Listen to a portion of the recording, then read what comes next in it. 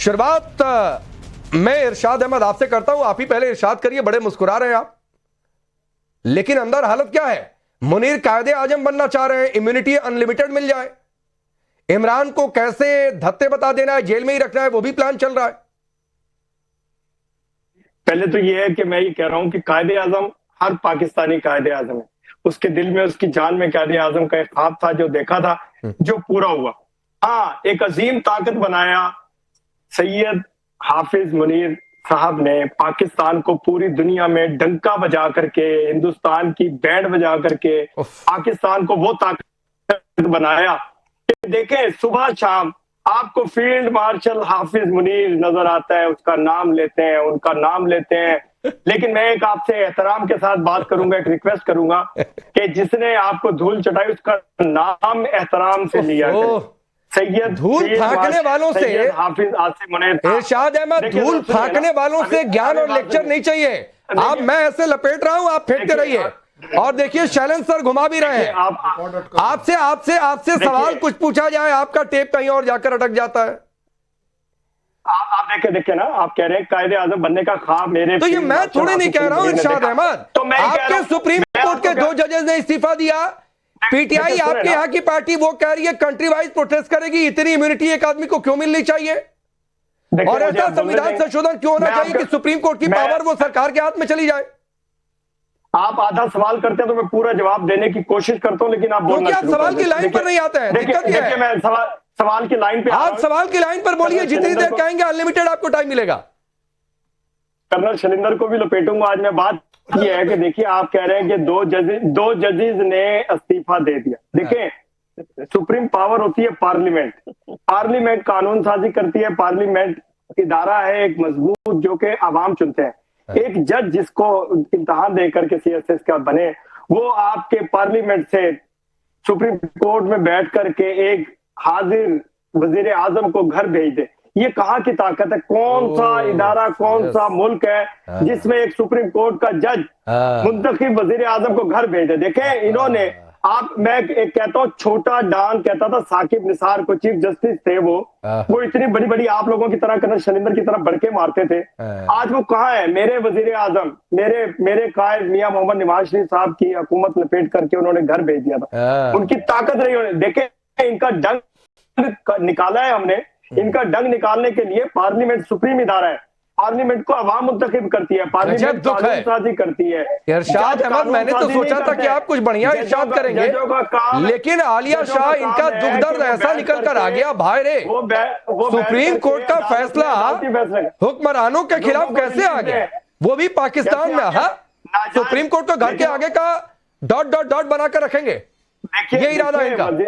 वजीर आजम को लपेटने का कोई हक नहीं है। पार्लियामेंट चाहे, देखें हमारे आजाद कश्मीर में वजीर आजम की तब्दीली होने जा रही है।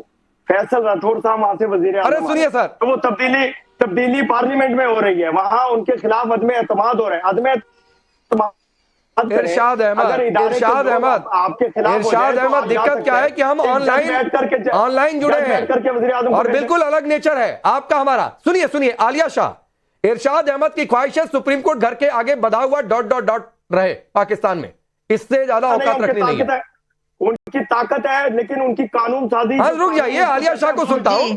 पाकिस्तान को मुझसे तो बेहतर ही समझती है। फिर आऊंगा कर्नल शैलेंद्र के पास, जो ये गोल गोल ये घुमा रहे, तो उसका मतलब बताएंगे आपको। आलिया शाह को सुनिए। अपने डोमेन में रहना चाहिए, डोमेन में रहना चाहिए। जी, थैंक यू वेरी मच। सबसे पहले बहुत शुक्रिया। आप बात कर रहे हैं 27वीं तरमीम की, तो देखें ये जो सुप्रीम कोर्ट की अदालत की बात हो रही है, कोर्ट की बात हो रही है, वो घर की लौंडी कब नहीं थी, कब नहीं रखने की कोशिश की गई उसको पाकिस्तान में। इस तरह ये बता दें वो कौन सा दौर था, वो कौन सा दौर था कि जहां पर पॉलिटिशियंस को, पॉलिटिकल पार्टीज को उनके फैसले जो हो रहे थे उसके ऊपर एतराज ना हो। लेकिन हुआ अब ये है कि 27वीं तरमीम 27th जो अमेंडमेंट हुई है, तो जो पॉलिटिशियंस हैं उन्होंने 77 इयर्स में अब हथियार फेंक दिए और सरेंडर कर दिया एस्टेब्लिशमेंट के सामने। देखिए ना, आप जरा स्टार्ट हो जाइए पास से लेकर अब तक, तो कई प्राइम मिनिस्टर जो हैं वो कत्ल होते रहे, कुछ प्राइम मिनिस्टर्स को फांसी पे चढ़ा दिया गया। कोई पाकिस्तान में कोई एक भी प्राइम मिनिस्टर अपना टेन्योर कंप्लीट नहीं कर सका। ये कैसी बात है कि एक भी वजीर आजम, एक भी प्रधानमंत्री, एक भी प्राइम मिनिस्टर ऑफ पाकिस्तान अपना टेन्योर कंप्लीट नहीं कर पाया, उसको उतार दिया जाता रहा। बहुत लड़ाई होती रही पॉलिटिशियंस में, यानी कि सिविल सुप्रीमेसी और दूसरी तरफ स्टैब्लिशमेंट या मिलिट्री, और वो लड़ाई अब यहां पर आकर खत्म हुई है कि जब पॉलिटिशियंस ने भी हथियार फेंक दिए हैं और उन्होंने कहा कि चलो अब क्या करें, अब ये करते हैं कि अब ऐश करते हैं। ठीक है, देखें ये एक नैरेटिव चलता रहा पाकिस्तान के अंदर कि जो पॉलिटिशियन है वो गंदा है, वो करप्ट है, हमेशा से ये नैरेटिव बनाया जाता रहा। और मैं ये नहीं कह रही कि करप्ट नहीं है, हुआ क्या हुआ, ये कौन करप्ट नहीं है मुझे ये बता दीजिए। क्या जर्नल करप्ट नहीं है? क्या जो बाकी डिपार्टमेंट है जुडिशरी करप्ट नहीं है? हर कहीं पे करप्शन तो होती है, लेकिन सिर्फ एक ये नैरेटिव बनाया गया कि पॉलिटिशियन करप्ट है। तो अब हुआ ये कि पॉलिटिशियन ने पॉलिटिकल पार्टीज, पीपल्स पार्टी जैसी पॉलिटिकल पार्टीज, पीएमएलएन जैसी पॉलिटिकल पार्टीज जो कहती हैं सिविल सुप्रीमेसी, उन्होंने भी वोट दिया है।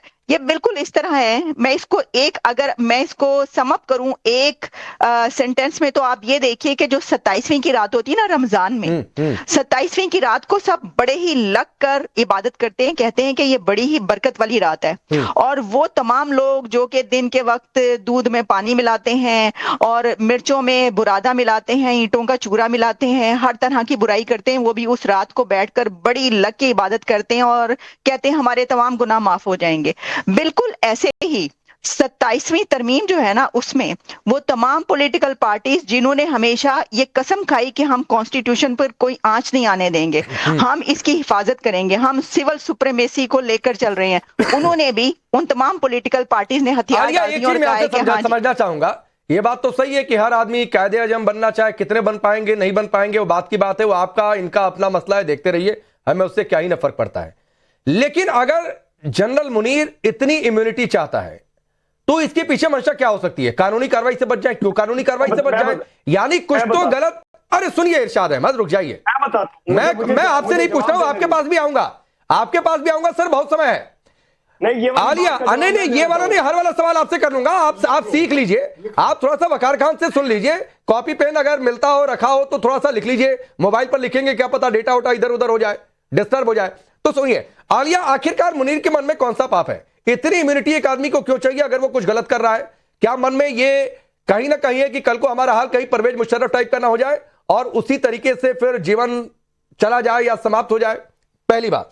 दूसरी बात है, अफगानिस्तान या इंडिया के फ्रंट पर या फिर बलूचिस्तान के फ्रंट पर जो मुनीर ने गलतियां की हैं या जिस तरीके से पाकिस्तान को गिरवी रखने का काम किया है, यह भी मुनीर के मन में है कि कहीं ना किसी दिन सिक्का पलटा, ये सारा शिकंजा कहीं एक दिन कोई ईमानदार जज आ गया सुप्रीम कोर्ट में, पता चला हमारी हिसाब किताब कर दिया। क्या चल रहा है मुनीर के मन में? देखिए, जो डिफेंस मिनिस्टर ने ख्वाजा आसिफ, उन्होंने ये कहा कि अब जो मिलिट्री है, जो एस्टैब्लिशमेंट है, वो सिस्टम का हिस्सा है। तो आप इससे अंदाजा कर सकते हैं असल में होता ये रहा है कि अभी तक जो सिस्टम चलता रहा उसके अंदर हर 10-11 साल के बाद 10-11 साल के लिए मार्शल लॉ आता रहा है। लेकिन अब ऐसा लगता है कि ये इल्म हो गया या ये पता चल गया कि मार्शल लॉ का जो सिस्टम है ना डिक्टेटरशिप का, वो कुछ सही नहीं चलता। इसकी वजह यह है कि 10-11 साल के बाद या 5-6 साल के बाद डिक्टेटर भी पुराना हो जाता है, लोग उसको बड़ा खराब कहते हैं, जूते पड़े होते हैं, बड़ी बदनामी हो जाती है और फिर सारा मलबा भी जो है वो डिक्टेटर्स के ऊपर आता है। तो ऐसा करते हैं कि कोई और एक ऐसा सिस्टम लाते हैं जिसमें हुक्मरानी तो हमारी ही होगी, सिक्का भी हमारा ही चलेगा, गहना भी हमारे ही माना जाएगा। अगर चल गया ये सिस्टम तो वेल एंड गुड, ठीक है। अगर नहीं चला, बहुत लॉस हुआ, तो किसके ऊपर मलबा आएगा? सिविल लीडरशिप पे, क्योंकि वोट लेने के लिए तो उन्होंने ही जाना है ना। कोई एस्टैब्लिशमेंट का तो किसी जर्नल ने तो वोट लेने नहीं जाना। जाना किसने? वो अवाम के पास, जो पॉलिटिकल लीडर है, तो उसके ऊपर सारा मलबा आएगा कि भाई आपने ही तो ये किया, आपने ही तो ये अमेंडमेंट की, आप ही तो लेकर आए, आप उस वक्त मान रहे थे। तो देखिए, इसमें मैं देख रही थी कि जैसे पॉलिटिशियंस कुछ ये कहते हुए नजर आए, मतलब बड़े अफसोस की बात है ये वाली बातें सुनना। और वो पॉलिटिशियन ये बात कर रहे हैं कि जो हमेशा सिविल सुप्रीमेसी की बात करते रहे, वो कह रहे हैं कि जी देखिए इस वक्त डंका बज रहा है, कहाँ एक तरफ जो है वो फील्ड मार्शल अमेरिका में खड़े हैं ट्रंप के साथ, दूसरी तरफ जो है वो रशिया में एक टांग है, एक टांग रशिया में है, एक टांग टांग अमेरिका में और एक टांग पाकिस्तान में, और फिर इंडिया के साथ क्या कुछ किया। तो देखें इससे अच्छा ऐसा वक्त कौन सा होगा कि जब हम ये कहें कि जी ठीक है आपके जिम्मे सब कुछ, तो वो बस उनके सपोर्ट कर दीजिए।